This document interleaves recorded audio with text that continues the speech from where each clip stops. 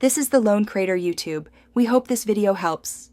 In this video, I will explain how to make an app on Thunkable. First, navigate to the Thunkable website and sign up for a free account using your email or a social media login.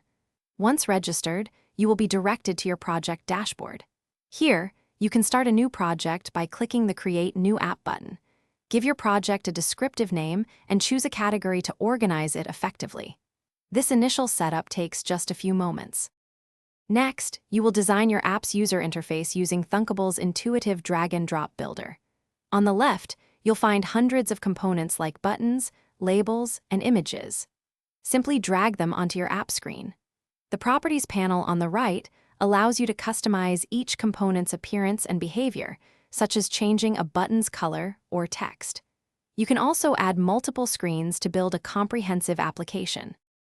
Now, let's bring your app to life by adding functionality in the Blocks editor. This is where you define how your app responds to user interactions.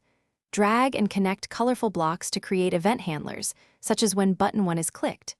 You can then add logic blocks to perform actions like navigating to another screen, changing text, or performing calculations.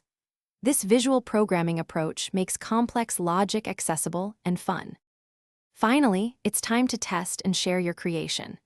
You can instantly preview your app on your mobile device using the Thunkable Live Companion app, seeing changes in real time. Once satisfied, you can download your app as a standalone file for Android or iOS. For wider distribution, Thunkable provides options to publish your app directly to the Apple App Store or Google Play Store, reaching millions of potential users. Thanks for watching. Consider subscribing if we helped you.